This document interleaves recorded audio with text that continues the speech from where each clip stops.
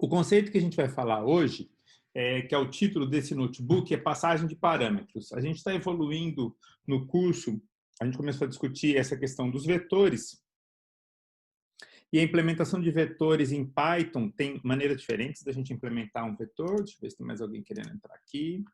Ah, tá ótimo. Tem maneiras diferentes de implementar vetores. Os vetores são uma estrutura de dados, é o que a gente chama de uma estrutura de dados abstrata, é um conceito matemático. E tem maneiras diferentes de implementar em linguagens de programação esse conceito matemático. Então, vetores, na verdade, a gente já aprende, todo mundo que fez aí álgebra linear, geometria analítica e tudo mais, já viu o conceito de vetores em outros domínios mais abstratos, né? Em linguagem de programação, a gente precisa de uma ferramenta matemática para implementar o vetor, e em Python tem maneiras diferentes de implementar um vetor. A gente está implementando usando lista, que é uma estrutura de dados interna do Python. A gente ainda vai usar uma outra estrutura, que é uma biblioteca chamada NumPy, mas por enquanto a gente vai usar a lista. As listas, elas já são boas para a gente apresentar outros conceitos importantes na linguagem de programação. É o caso de hoje, da questão de passagem de parâmetros, porque elas são implementadas em Python como se fosse, olha, como um objeto, por meio de um objeto. E esta linguagem de programação Python, ela dá suporte ao que a gente chama de paradigma de orientação a objetos. Paradigma de programação são maneiras de pensar e de modelar o problema para você criar os programas. Nós não aprendemos orientação a objetos nessa disciplina. Nessa disciplina, a abordagem que a gente segue é o que a gente chama de programação estruturada, programação procedural, que é um paradigma de programação que nasceu na década de 70. E a gente segue isso, e a programação em Python permite tanto a gente implementar simplesmente usando essas técnicas, essa abordagem de programação sistemática, programação estrutural, procedural, mas Python também permite implementar programas usando orientação a objetos. A gente não vai fazer essa disciplina, talvez alguns de vocês queiram estudar isso ou fazer outras disciplinas mais para frente para aprender como faz isso. Mas, de qualquer jeito, listas são um objeto, são representadas por objetos em Python. E eles têm um comportamento, esse tipo de objeto tem um comportamento diferente de variáveis simples. Esse é o tópico que a gente vai discutir hoje. Qual é o comportamento em particular que esses objetos têm quando a gente está fazendo passagem de parâmetros? Então, deixa eu começar escrevendo aqui alguma coisa. Vamos escrever um exercício aqui, que é o seguinte. Crie uma função em Python que receba dois valores float x e y e troque o valor. São dois números, float x e troque seus valores. Então, nesse caso, o que a gente está pensando é, eu quero criar um programa em Python que vai receber, por exemplo, uma função que vai receber x e y como sendo, por exemplo, 2 e 5. Então, a função recebe x e y, 2 e 5. Eu gostaria de retornar 5 e 2. Ou eu gostaria que o 5 fosse parar no x e que o 2 fosse parar no y. Tá bom? Vamos ver como a gente pode criar essa função. Então, é um programa muito simples. A gente já sabe fazer isso na função main, se a gente quiser, mas agora a gente quer criar uma função que troca essas coisas. Uma primeira abordagem para fazer isso seria algo do tipo def main. Então, a gente podia fazer algo assim. X igual a float input x 2 pontos e y igual a isso. Aí, idealmente, a gente queria ter uma função chamada troca, por exemplo, que eu passo o x e o y, e o que acontece é o seguinte, se eu imprimir x e y aqui, print x, y, e se eu imprimir aqui, print x, y, eu gostaria que esses valores fossem trocados. Então, é nessa direção que a gente quer ir. Este programa esse programa simples, ou esse problema simples, vai trazer algumas surpresas. Essas surpresas são justamente os conceitos novos que a gente vai explorar hoje, que são conceitos extremamente importantes. Então, é um programinha simples, mas que tem muitos conceitos bastante fundamentais em linguagem de programação. Vamos rodar esse programa simples aqui, para ver o que acontece com ele.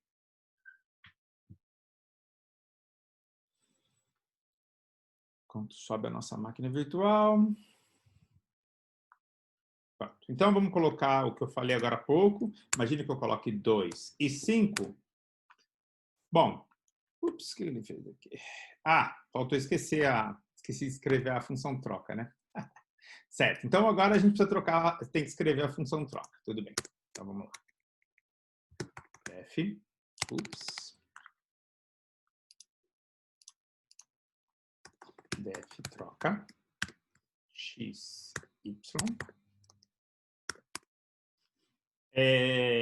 Tem maneiras diferentes de fazer isso. Programadores no começo do curso, que não fizeram nada de programação, poderiam fazer algo do tipo x recebe y e y recebe x. Isso, obviamente, vai dar errado, vocês já sabem por quê. Porque a atribuição é uma operação destrutiva.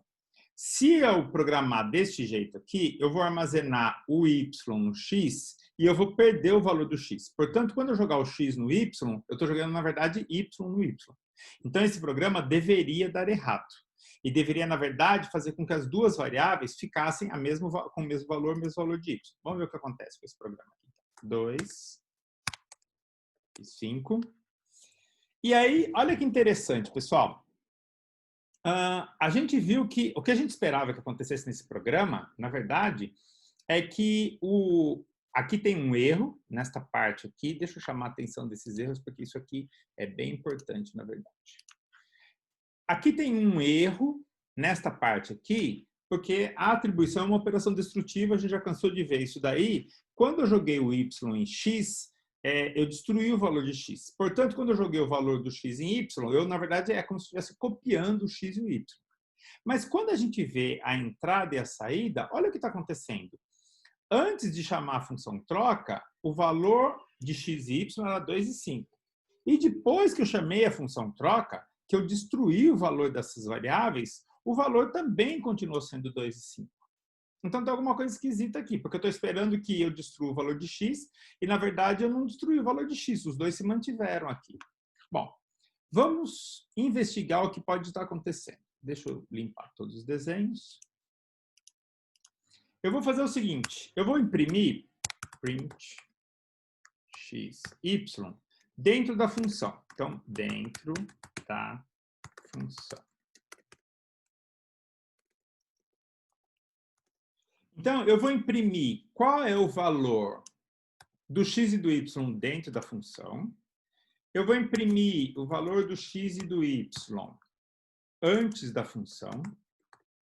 E eu vou imprimir o valor do x e do y depois da função.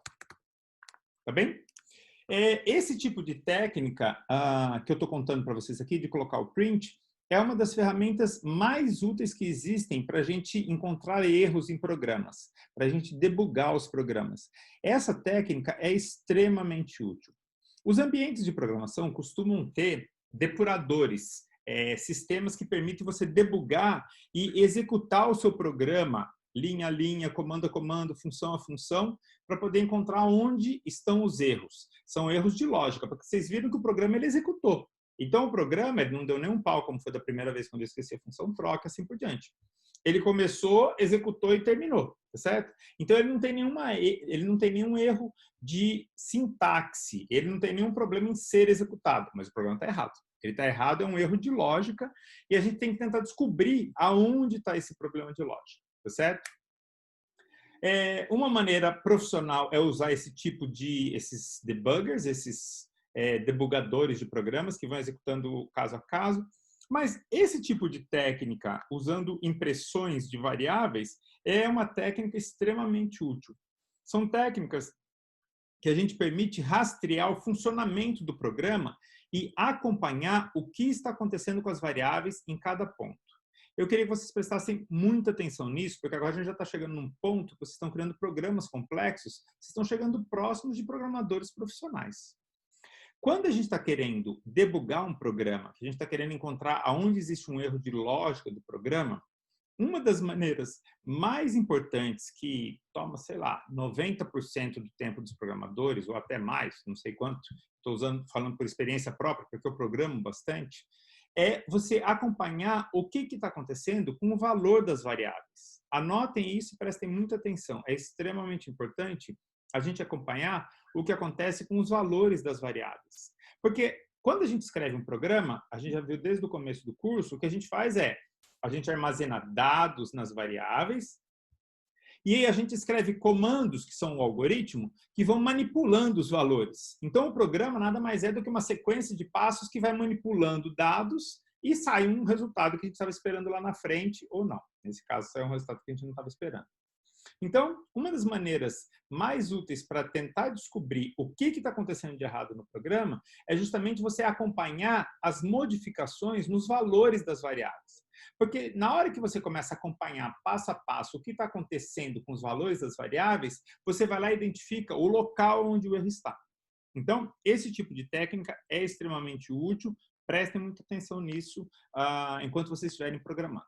Então, o que a gente vai fazer agora, e a ideia aqui é o seguinte, eu vou imprimir o valor do x e do y antes da função, depois eu vou imprimir o valor do x e do y dentro da função, e depois eu vou imprimir o valor do x e do y fora da função. Dessa maneira, eu vou ter 3 impressões e eu quero ver aonde que acontece algo que eu não estava esperando. Tá bom? Então, vamos rodar o programa de novo. Com os mesmos valores, 2 e 3. Olha só o que aconteceu, pessoal. Antes da função, os valores de x e y eram 2 e 3, porque eu digitei como entrada 2 e 3. Troféu joinha, funciona direitinho. Dentro da função, quando eu fiz aqueles comandos errados que a gente discutiu, dentro da função aconteceu o que eu esperava. O x e o y agora estão com o mesmo valor, tá vendo? Por quê? Porque o meu programa está errado. Ele não está trocando o valor delas. Eu estou perdendo o valor do y. Então, isso significa que, ao identificar o que aconteceu neste ponto, ao identificar na saída o que aconteceu neste ponto, eu já descobri que tem um erro dentro da função. Porque não era para o x e para o y estarem com o mesmo valor. Então, olha que bacana. Esta impressão aqui, vamos lá, anotar de novo que fica mais fácil. Esta impressão aqui, a primeira, mostrou para a gente que o programa está certo até aquele ponto. Eu li o x e o y, imprimi o x e o y, saiu o que eu estava esperando. Beleza. Este comando aqui, esta saída, acabou de mostrar que tem um erro aqui. Tá certo? Porque eu não estava esperando 3 e 3. Se eu acabei de trocar o valor deles, eu estou esperando 3 e 2. Então, aqui está certo. Aqui eu identifiquei um erro, está errado. Mas tem mais, não é só isso. Porque quando terminou a minha função e eu fui olhar a terceira saída que está aqui, na verdade a terceira saída é a primeira que estava lá no começo. Então não é nem esse erro, não é nem o que eu estou esperando, nem o que está errado dentro da função. Então ainda tem outro erro aqui que eu consegui notar. Então, essa técnica simples que a gente acabou de empregar, que foi simplesmente escolher alguns pontos chaves e imprimir o valor das variáveis, já me permitiu descobrir que, bom, o programa ele deve estar certo até aqui, mas daqui para baixo tem erro. E agora a gente vai caçar cada um dos erros, como se fossem caçadores de mitos, a gente vai ser uns caçadores de erro para tentar identificar o que está acontecendo de errado em cada uma das coisas. Tá bom? Bom, aqui vocês conseguem imaginar que tem um dos erros que é fácil, que vocês já sabem arrumar, que é o erro que está aqui dentro.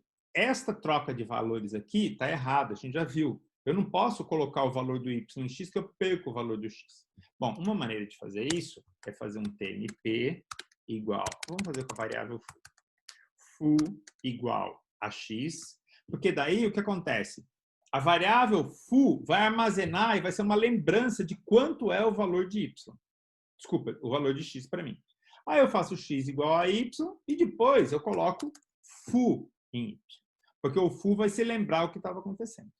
Bom, se eu executar o meu programa de novo e eu colocar 2 e 3, olha lá que bonitinho. Agora, o que está acontecendo é que o primeiro print imprimiu o que eu esperava, que é o 2 e o 3. O segundo print agora está certo. O segundo print agora está imprimindo 3 e 2. Eu troquei o valor das duas variáveis. Por quê? Porque a gente resolveu esse negócio com essa variável foo, que lembrou o valor original do y. Então, palmas para a gente acabou de resolver um problema. Entretanto, depois da função, ainda tem um erro. Esse aqui ainda está errado. Porque vocês estão vendo que, olha só, as variáveis x e y acabaram não sendo trocadas. Então, a gente tem um problema. E o que explica esse problema é o outro conceito que eu queria contar novo para vocês. Que é o seguinte. A gente já discutiu que quando a gente passa valores para variáveis, para funções, quando a gente passa os parâmetros para as funções, quando a função começa a ser executada, ela ganha vida própria e as variáveis têm o que a gente chama de escopo local. Então, quando acontece, eu comecei o meu programa aqui chamando a função main. Quando a função main foi chamada, o programa para de executar neste ponto, aqui no script, e transfere o funcionamento para a função main. Então, neste momento, começa a existir o que a gente chama de escopo local. Escopo local da função main.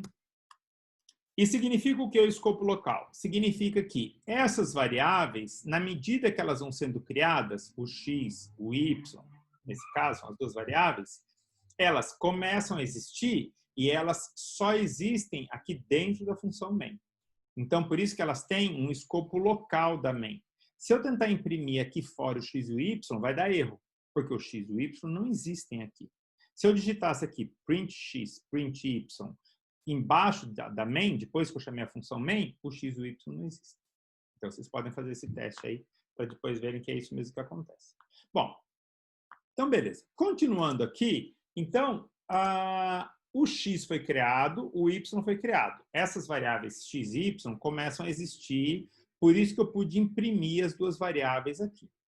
Quando eu chamo a função troca xy, de novo, o programa para de funcionar neste ponto, ele interrompe o fluxo de execução, o controle do fluxo interrompe neste ponto, e esta chamada de função transfere a execução para cá. Então, a gente teve uma primeira transferência de execução para dentro da função main, agora a gente está tendo uma segunda transferência de execução para dentro da função troca.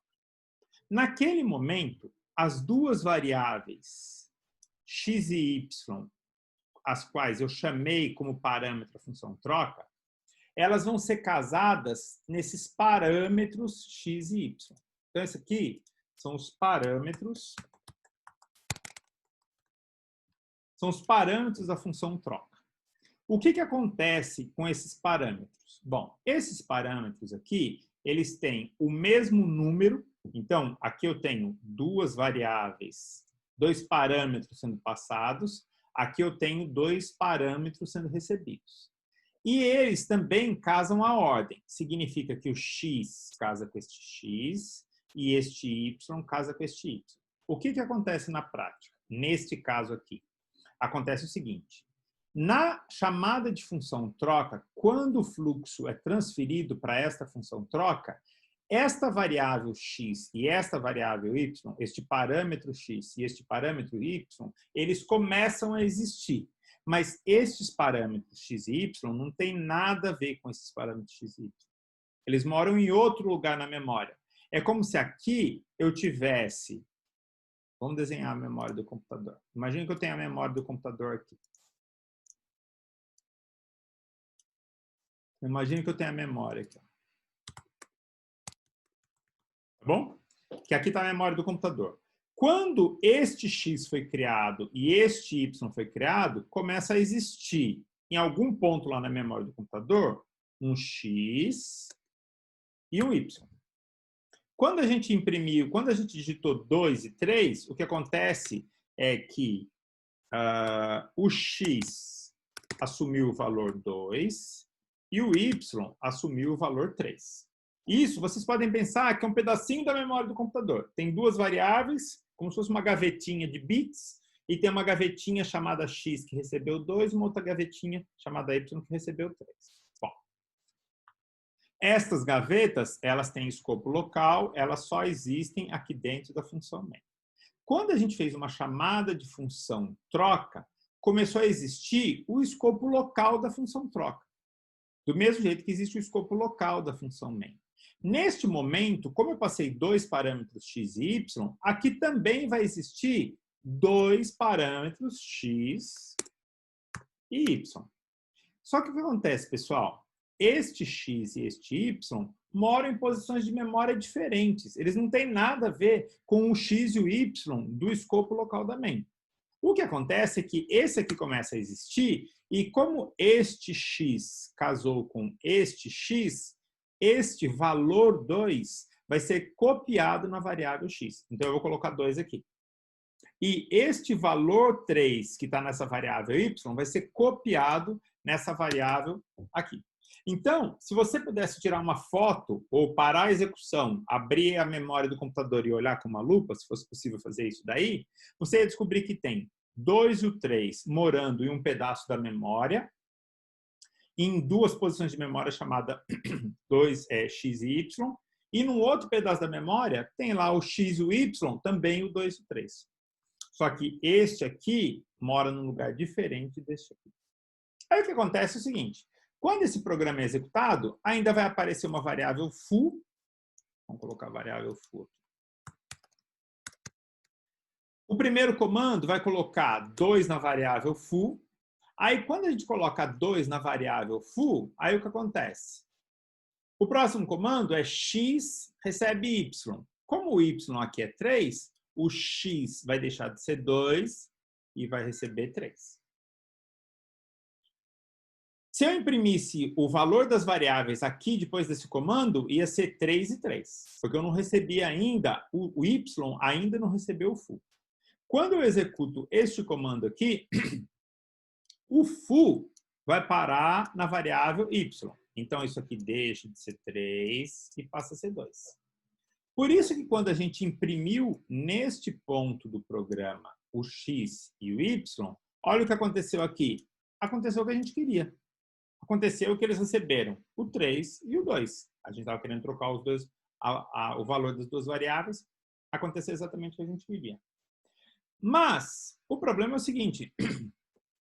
Quando o nosso programa acaba, quando a nossa função troca para de executar, o último comando é esse daqui, naquele momento que o último comando foi executado, perdão, a função troca deixa de existir.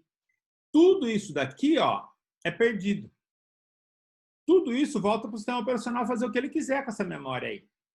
E aí, naquele ponto, a gente volta para o ponto onde a gente estava executando. A gente saiu daqui, veio para cá, agora acabou de executar, a gente sai daqui e volta para o mesmo ponto. Nesse momento, só tem mais um comando. Mandar imprimir x e y. Qual é o valor de x e y? 2 e 3. Ou seja, a gente não consegue trocar desse jeito. Porque eu posso fazer o que eu quiser com as variáveis lá dentro, por causa do escopo local, o escopo local protege o valor das variáveis para fora. Isso é uma grande coisa. É uma grande vantagem dessas abordagens de programação. Quebra um galhão para proteger variáveis, ainda mais quando a gente tem muitas pessoas fazendo programas gigantescos. Senão todo mundo podia mexer nos valores de qualquer variável e vira uma bagunça grande. Bom, entretanto, isso significa que esse nosso programa está errado. A gente não consegue fazer o que a gente queria, por causa dessa história do escopo local. Agora, a gente vai discutir algumas maneiras diferentes de resolver esse problema. Esse é o conceito que eu queria contar novo para vocês. Primeiro eu estava apresentando os problemas. Vamos limpar tudo. E vamos apresentar aqui duas soluções diferentes para resolver esse problema. Tem uma solução que nos ajuda a resolver esse problema, que é o seguinte.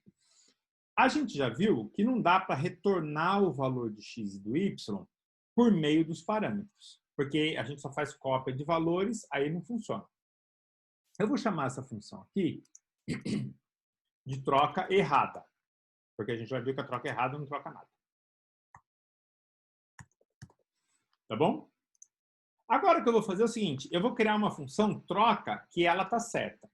Essa função troca que está certa, ela vai fazer o seguinte, eu vou trocar os valores do x e do y, mas eu vou retornar esses valores com o comando return. A gente já está usando o comando return para várias coisas nas aulas anteriores.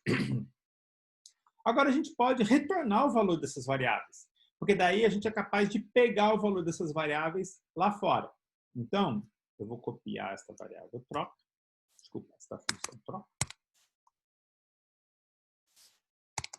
e vou chamar ela de troca 1, ou de troca return, porque ela vai retornar para a gente um valor, ela vai retornar o valor dessas variáveis para a gente por meio do comando return. Agora o que eu vou fazer é, o x e o y estão trocados.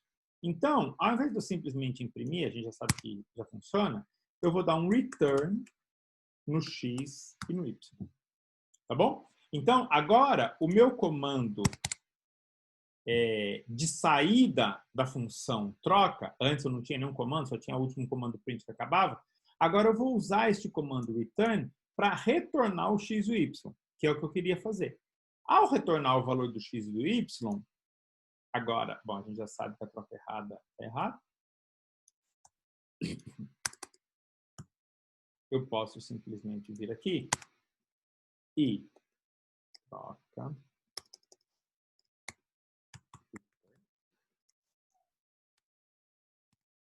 Como eu estou retornando o valor do x e do y aqui na troca return, eu vou pegar esses valores aqui do outro lado, de saída.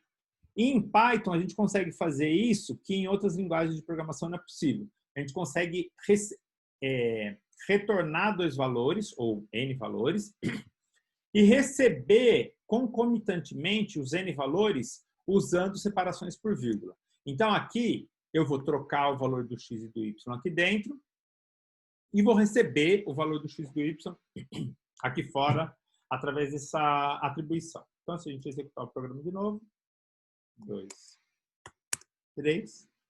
Olha lá que bonitinho. Agora, vamos analisar o que aconteceu aqui.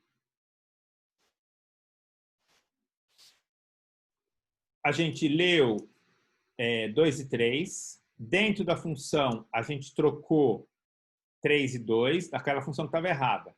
A nossa função que estava errada continua errada, a gente já sabe que não ia funcionar mesmo, mas olha o que aconteceu com a nossa função troca return. A gente conseguiu trocar os dois valores. Por quê? Porque eu consegui trocar os dois valores, eu retornei os valores trocados e recebi os valores trocados.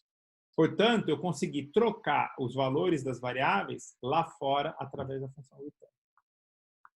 Vejam que tem um jeito, inclusive, mais simples de fazer isso. Eu tive que dar essa volta toda para chegar nesse ponto, que é o seguinte.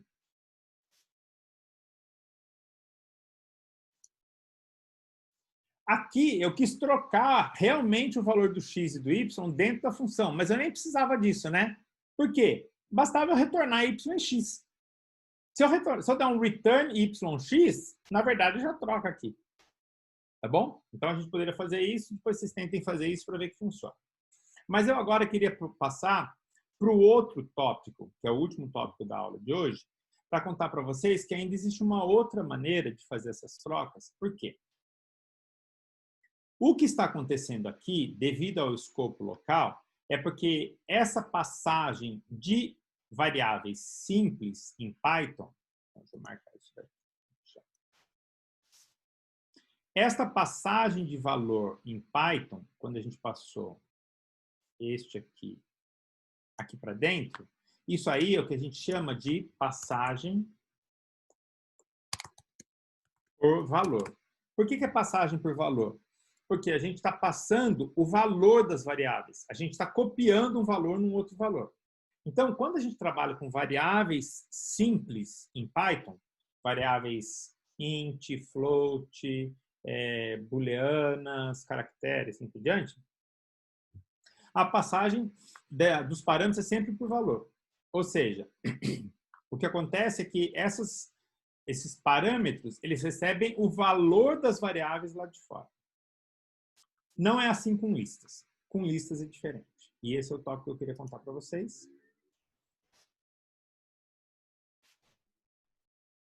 E para isso, a gente vai fazer uma pequena mudança no nosso programa. A gente vai fazer o seguinte. Eu vou criar um vetor com essas variáveis. Tá bom? Então, eu vou fazer assim. Eu vou criar um vetor V. E esse vetor V vai receber o X e o Y. Então, deixa eu mandar imprimir o V. Vamos executar o nosso programa, só para a gente ter certeza do que acontece aqui. Então, X é 2, Y é 3. Aqui, então, eu recebi o vetor V, eu fiz o vetor V, recebeu o X e o Y. Só imprimir para vocês verem o que está acontecendo com o V. E como vocês podem ver, ele já está trocado, porque foi... Na verdade, isso aqui foi executado depois da nossa função troca que funciona.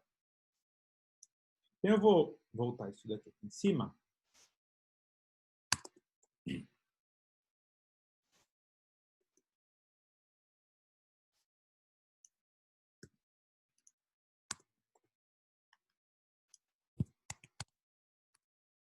Vou chamar isso aqui V.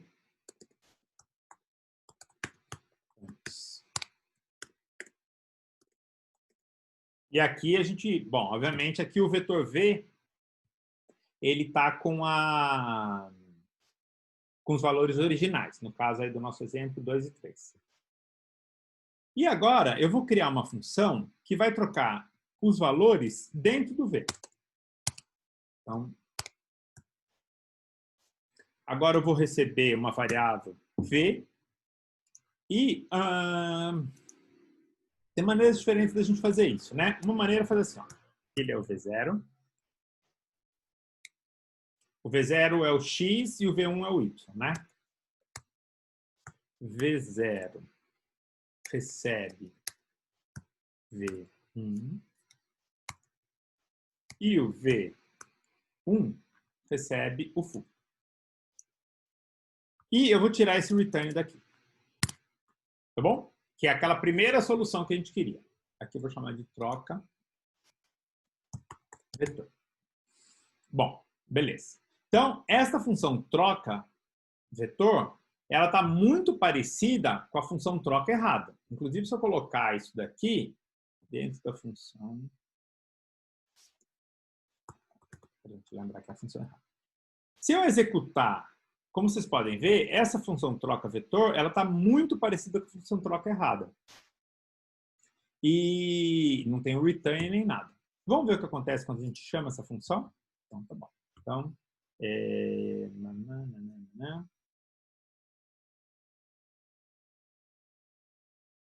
vamos criar... Ah, não, o V já foi lido antes. Então, print. V antes da função.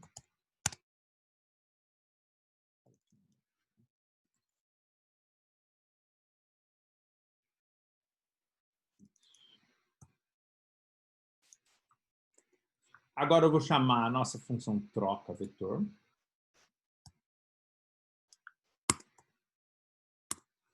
E vou mandar imprimir. Depois.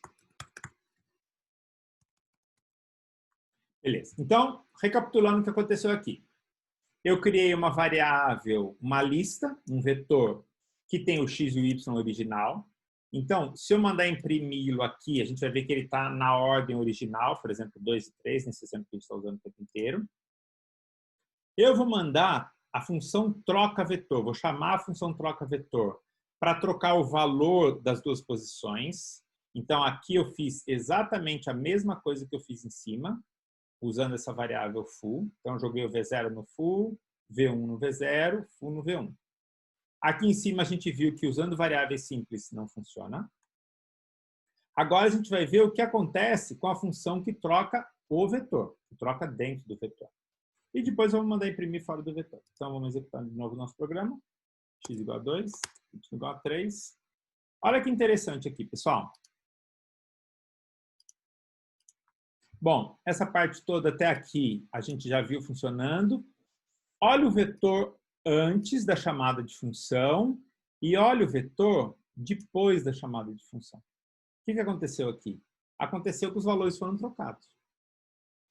Então, por que está diferente o que aconteceu antes, que na função troca errada a gente não conseguiu trocar os valores, mas dentro da função de troca de vetores a gente conseguiu trocar isso? Esse é o último conceito que eu queria contar para vocês hoje e a gente vai começar a explorá-lo a partir da próxima aula, que é o que a gente chama de passagem de objetos em Python. Então, deixa eu limpar isso daqui para contar e fazer uma simulação do que aconteceu na nossa chamada de função aqui. Agora há pouco, a gente fez uma simulação da nossa programa e a gente viu o quê? Quando eu faço a função, chama a função main, transfere para a função main a execução. Aí ele começa a executar, vamos desenhar a nossa memória aqui.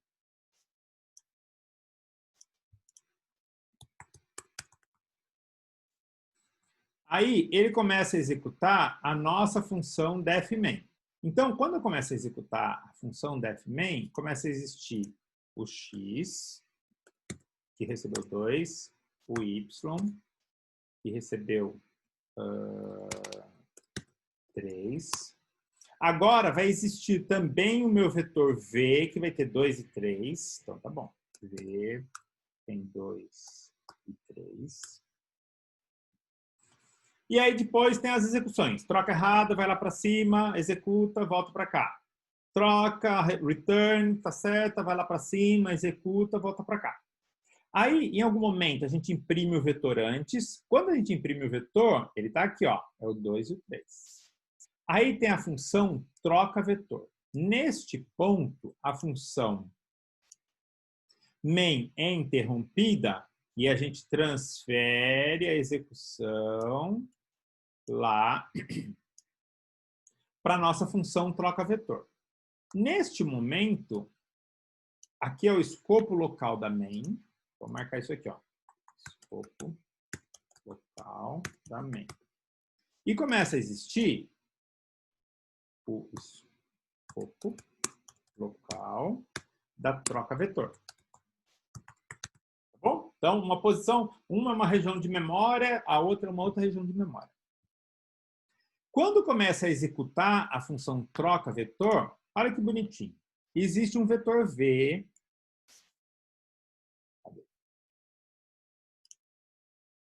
Existe um vetor v que vai começar a existir, que é criado no escopo local da função troca vetor, do jeito que a gente estava fazendo antes. Mas tem uma diferença, e essa é a diferença que eu queria contar para vocês. Quando a gente está passando uma lista, que é um caso particular de um objeto, isso então vale para objetos em Python. Este v que está aqui, este v do escopo local, a variável v em si, ela tem escopo local, que é o objeto que está lá. Mas ela se refere à mesma região da memória. Isso que é diferente. No caso de variáveis locais, a gente cria as casinhas aqui e passa os valores todos aqui dentro do escopo local. Quando a gente mexe aqui no escopo local, a gente não mexe lá fora. No caso de objetos, não é assim. No caso de objetos, uma lista, por exemplo, eu até tenho um v que é diferente do v, mas a memória a que ele se refere, o lugar onde as variáveis, os valores estão armazenados, é o mesmo que apareceu lá em cima. Por isso que eu podia trocar de nome. Por exemplo, eu podia trocar de v, podia chamar isso aqui de vetor. Se eu chamasse isso aqui de vetor, aqui a variável vetor ia existir, que ela tem um nome diferente do v lá de fora. Mas as posições de memória que armazenam os valores que estão lá dentro daquela lista são a mesma. Então, é por isso que quando eu troco aqui esses valores, na verdade eu estou trocando aqui, ó, lá fora. Então, isso ao mesmo tempo é um grande poder, mas é uma grande responsabilidade. Já contei isso para vocês. Lembrem-se sempre do que disse o tio, o Uncle Ben, antes de morrer, ele falou para o Peter Parker: com grandes poderes vem grandes responsabilidades. É o mesmo caso aqui. A gente agora tem um poder muito grande, porque dentro de uma função, a gente consegue alterar coisas fora da função. Isso é um poder enorme, na verdade, mas tem um perigo gigantesco se a gente não souber usar isso de maneira muito bem usada. A gente vai ter que explorar isso, inclusive a gente vai ver algumas situações que acontecem coisas estranhas nesse novo mundo aí que a gente está enfrentando agora, certo? Mas é isso que eu queria contar para vocês. Como a gente está tratando um vetor implementado como lista dentro da função troca-vetor, ao alterar os valores dentro da função troca-vetor, na verdade, a gente está alterando os valores daquele vetor fora da função troca-vetor. Então, o escopo local, nesse caso, diz respeito à variável v, ao nome da variável v, mas não diz respeito à memória que ela se refere. Então, nesse caso, a gente consegue alterar os valores fora da função. E é por isso que esse programa acabou funcionando. Então, essa é a segunda maneira que eu queria contar para vocês. Vou limpar isso agora. E é por isso que, se eu executar, vou executá-lo de novo, só para vocês verem mais uma vez. Vou colocar dois valores diferentes quaisquer.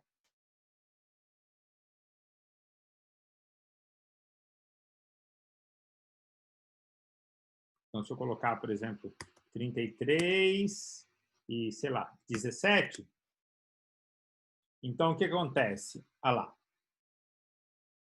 A função, antes da função era 33 e 17, dentro da função errada é 17 e 33, ele trocou.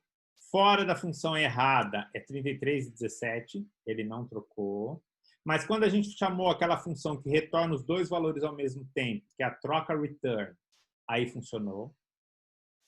O vetor antes era 33 e 17, e quando eu chamei a minha função troca vetor, os valores foram trocados lá fora. Tá bom? Deixa eu ver se eu consigo executar mais uma vez aqui. 4, 5. Não está executando. Tá bom? Então, era isso que eu queria contar para vocês. Como vocês viram, tem conceitos, vários conceitos novos, baseados em coisas que a gente já viu antes, mas essa história toda do comportamento da variável, da troca vetor é diferente. E por quê? Porque a gente não está passando uma variável simples, a gente está passando uma variável que é um objeto, é uma lista. E aí, o escopo da variável permite alterar o valor da memória fora, o escopo do parâmetro, fora da função. É isso que eu queria contar para vocês hoje.